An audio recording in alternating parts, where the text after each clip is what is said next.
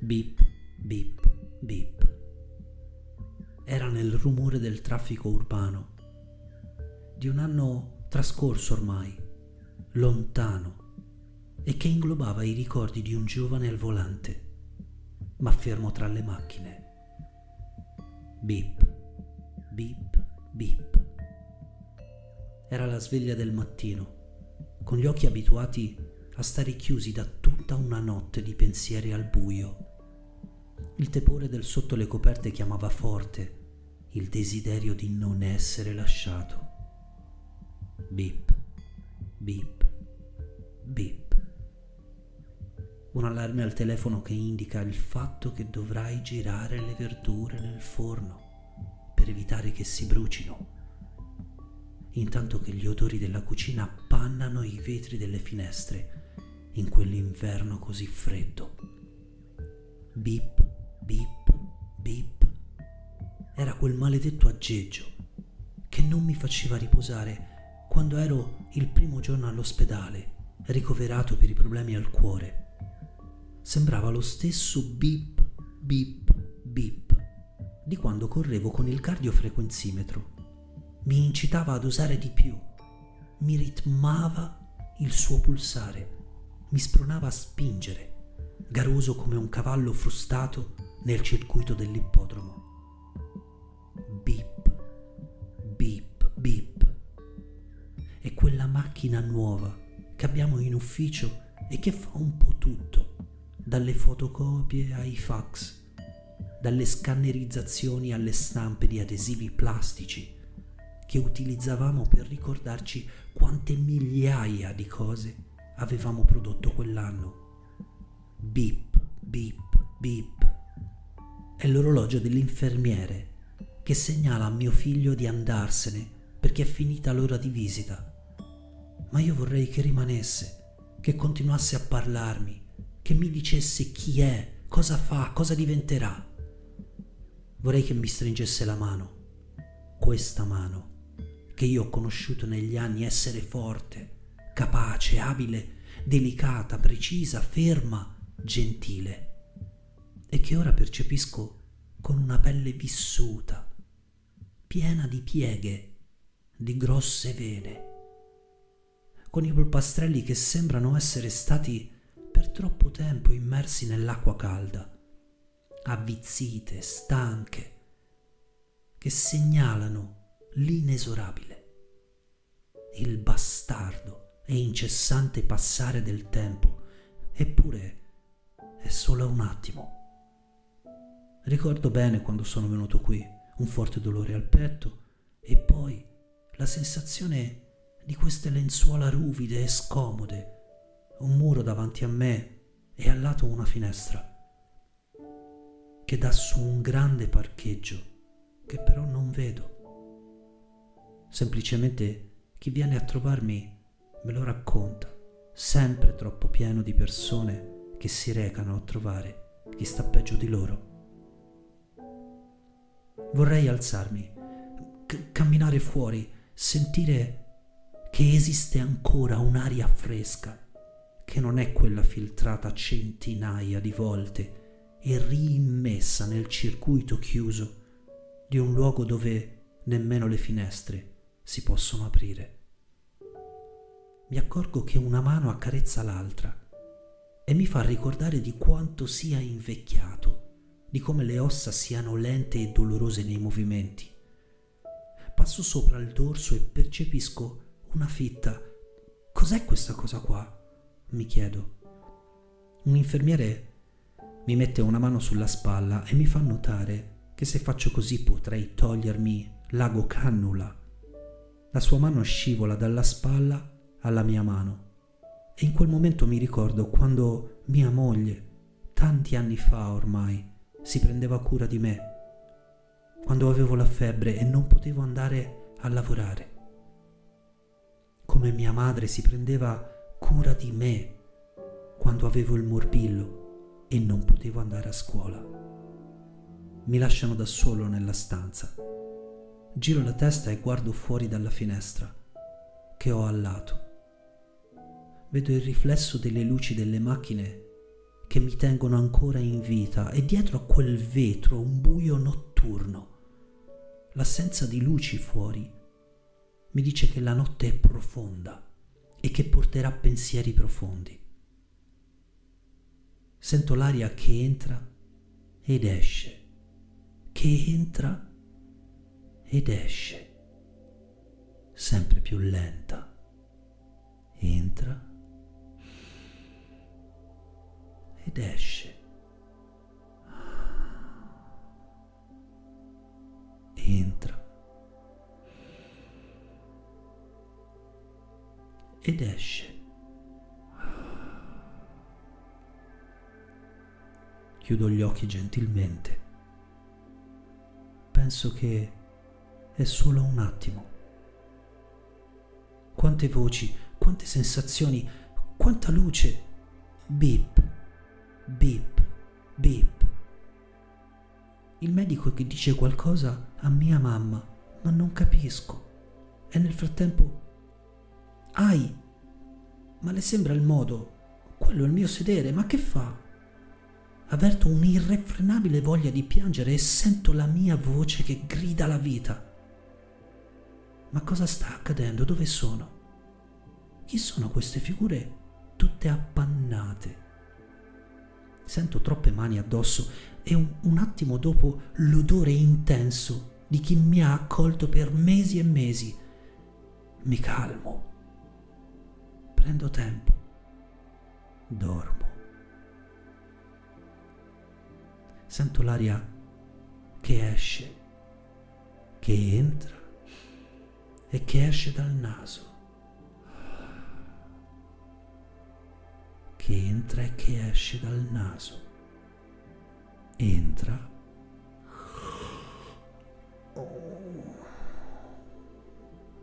ed esce. Tranquillo, ci sono io, sento dirmi. È un sogno incredibile, quello di quando ti ricordi di essere al mare e senti l'acqua che ti bagna la pelle, stata tante ore sotto il sole.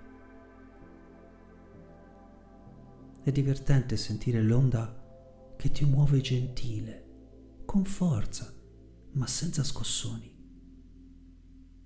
È bello giocare a ritrovare il sasso nel mare e fare apnea. Ti spingi in profondità, ancora più giù e più giù, sentendo che qualcosa ti fa una forza contraria, ma tu insisti e scrutando il fondale cerchi in tutti i modi di ritrovare quel sasso che hanno lasciato cadere giù. Dove sei adesso? È una sfida fra te e la natura. Il gioco, la capacità, l'abilità di resistere e la sensazione della voce interna. Non puoi stare per troppo tempo qui, così. Torna su.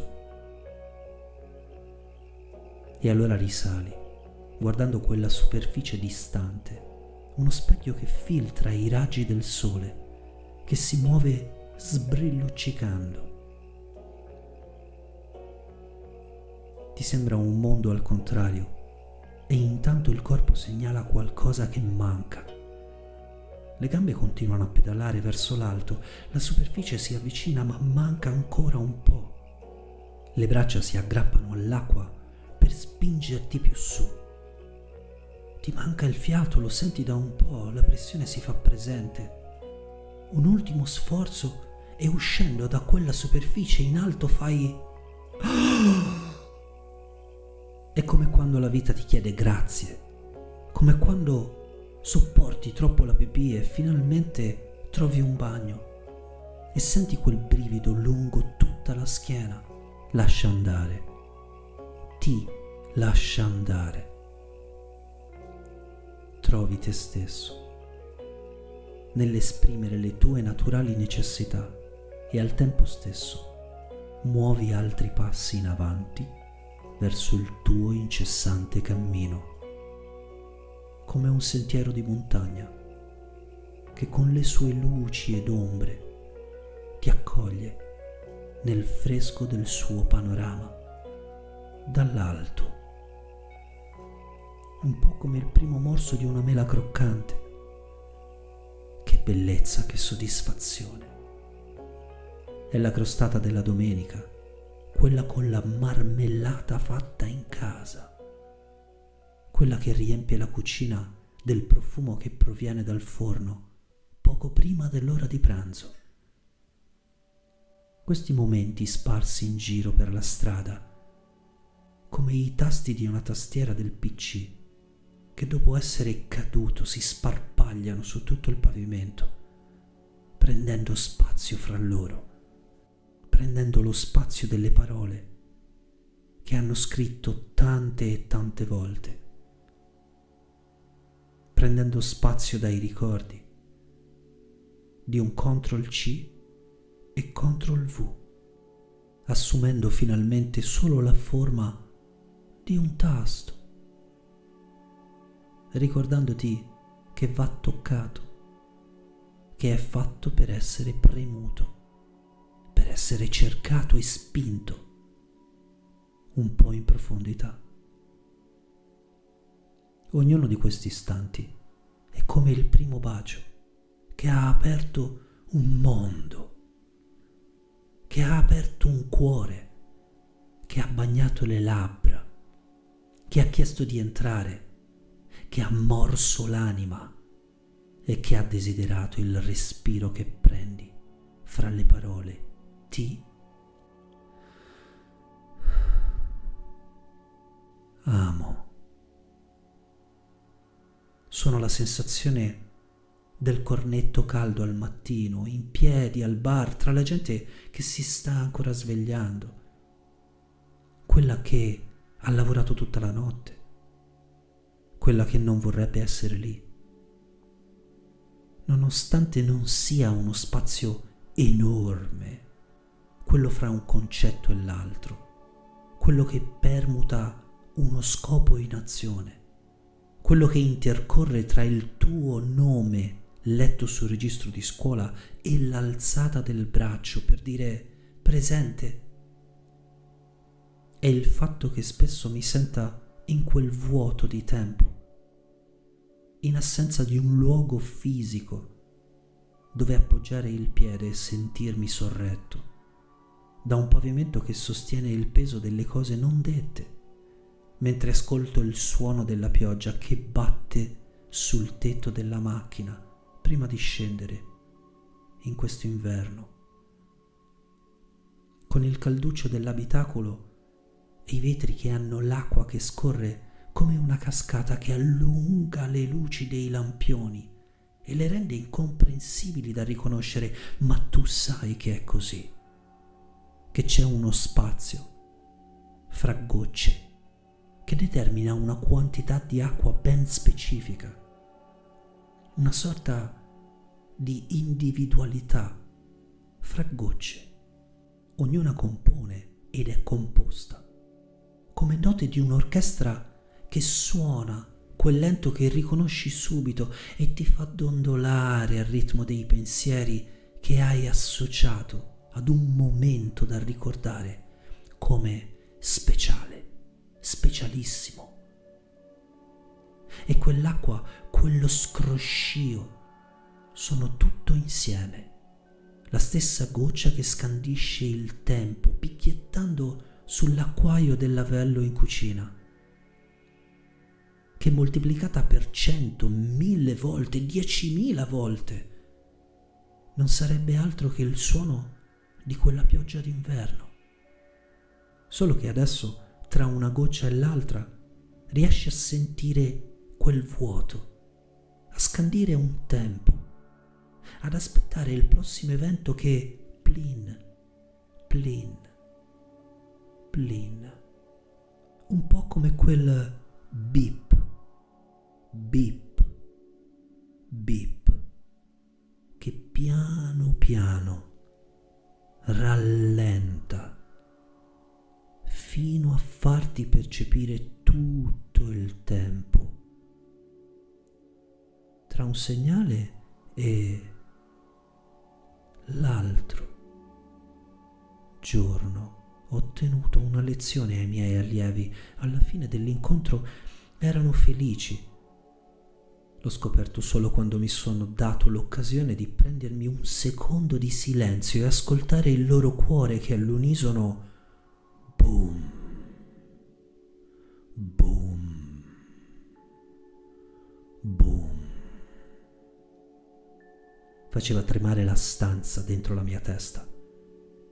È stato un momento, è solo un attimo, mi sono detto. Però sembrava eterno, sparso ovunque e in un chiudersi delle palpebre.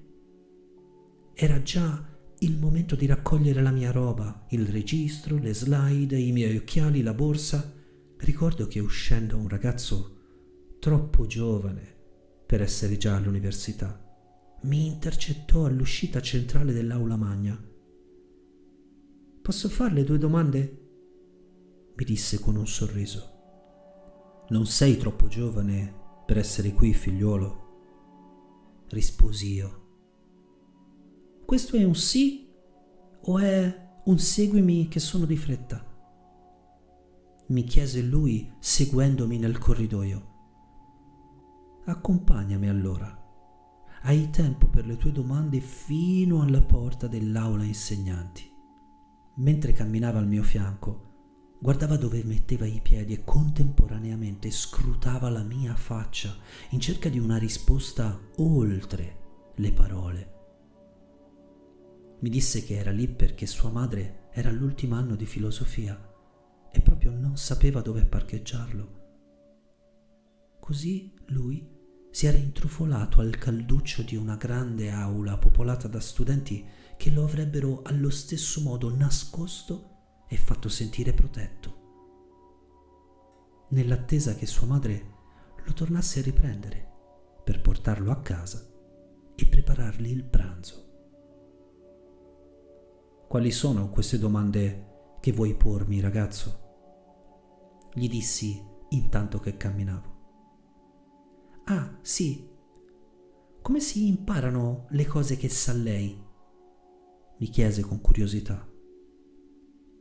«Studiando», risposi.